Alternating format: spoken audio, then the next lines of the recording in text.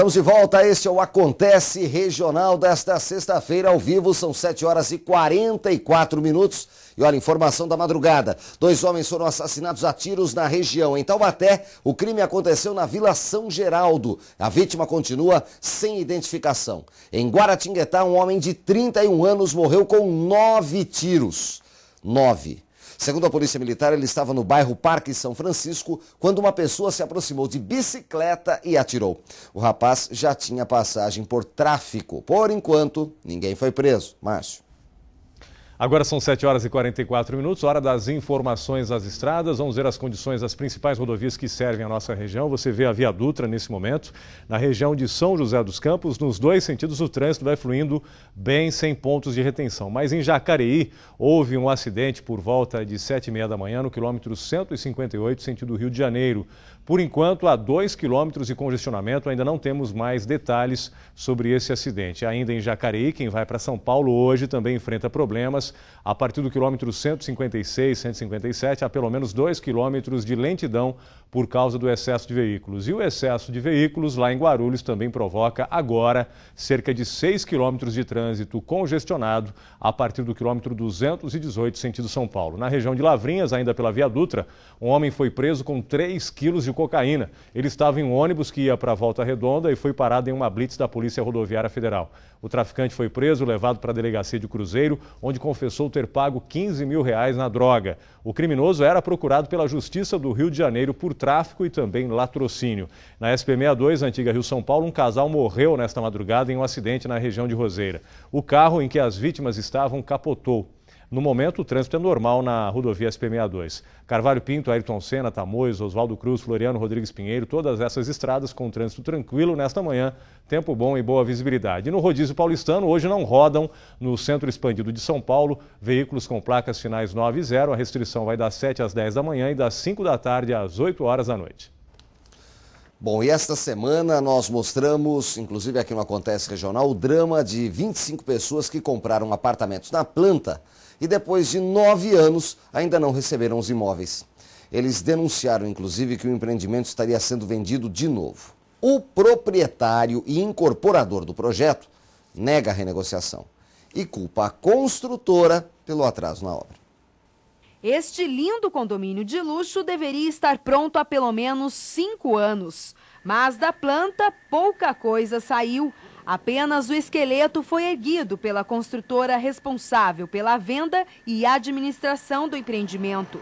Depois que o Bandicidade mostrou a situação dos investidores que pagaram pelos imóveis, mas não receberam, o atual proprietário e incorporador deu início às manutenções.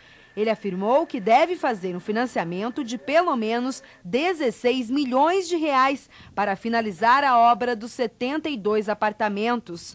Disse que pretende vender as unidades e só então devolver o valor empregado para os 56 investidores. Eu já tenho a fonte de financiamento para essa obra. Construirei esse prédio, venderei as unidades para conseguir fazer essa construção e devolverei tudo que ficar comprovado de direito daquelas pessoas. Mas para o delegado do Cresce, essa medida é inconstitucional, já que descumpre o contrato firmado entre as partes. Os investidores têm direito a receber os apartamentos prontos. O Renault não pode revender, até porque existe um contrato, e esse contrato é bilateral, à vontade das partes. Com certeza, nesse contrato não tinha essa cláusula expressa.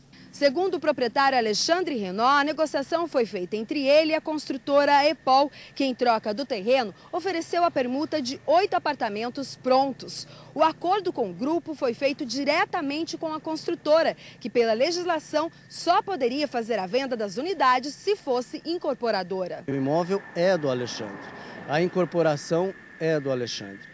Então não há nada legal que o impeça de construir e vender as unidades. Houve no passado um problema com uma construtora que não cumpriu a negociação feita com o Alexandre? Sim, houve. Ela negociou indevidamente essas unidades com outras pessoas? Sim, pelo que tudo indica.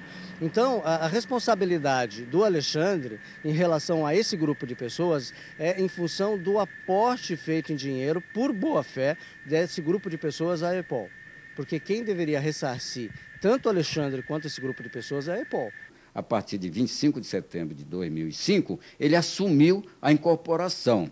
Porém, não tomou nenhumas providências legais, como a lei manda, que tem que dar continuidade à obra no prazo de 30 dias, senão ele está sujeito a ser destituído, como, aliás, já foi destituído pela Assembleia dos Condôminos como incorporador, e agora, ele não, na época, ele não deu continuidade a essas obras, perdeu o prazo de lei e o prazo, inclusive, para denunciar a incorporação, ou seja, desistir da incorporação, fazendo a devolução do dinheiro para os compradores.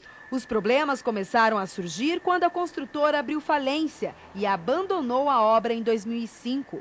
A solução deve sair do acordo entre as partes, já que um laudo aponta que há sérios riscos do empreendimento desabar e precisa ser recuperado com urgência. Seria um acordo entre as partes, juntar novamente o Renó junto com os condôminos e verificar que eles resolveriam mais rápido para que possam realmente definir aquele prédio, para que não haja nenhum abalo na sua estrutura.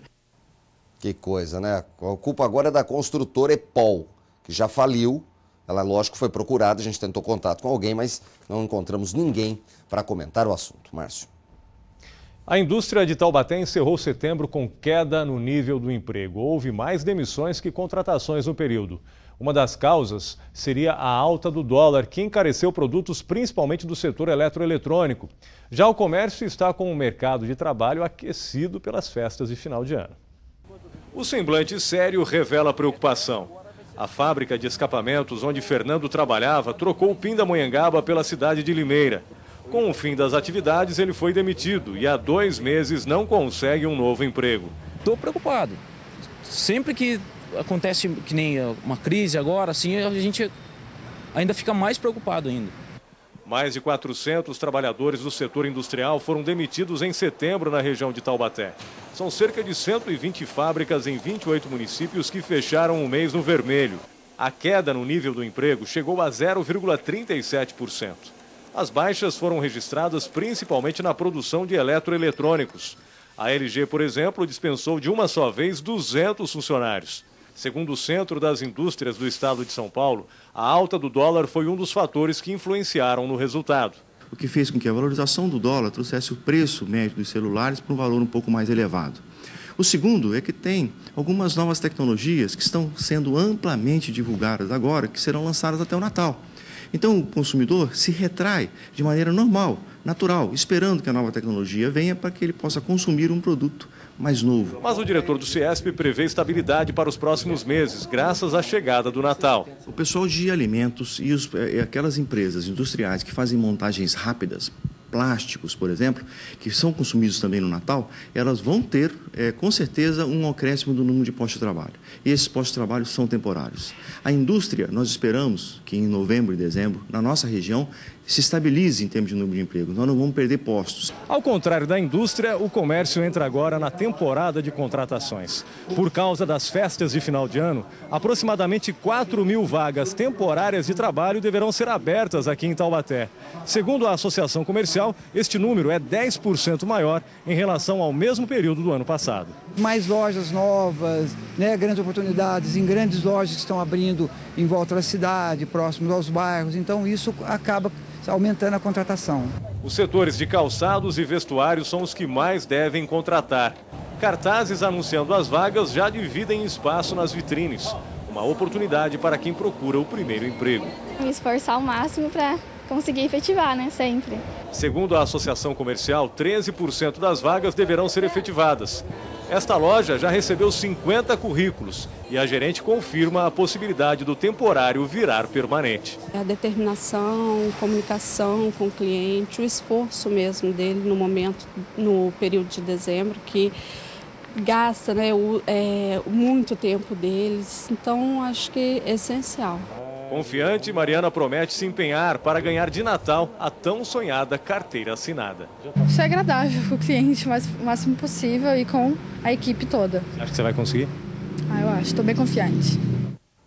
7h53 e olha, o calor continua nesta sexta-feira, é o que diz a previsão do tempo para toda a região. O sol brilha nesta sexta-feira e as temperaturas continuam elevadas. O fim de semana também será de calor e sol. Máximas hoje de 26 graus em Jacareí, 28 em Cruzeiro e Santo Antônio do Pinhal, 29 em Ubatuba e 31 graus em Cachoeira Paulista. No próximo bloco, as informações do esporte. Destaque para o Paulista de basquete. O São José perde para o Bauru na semifinal, mas ainda pode garantir em casa a classificação.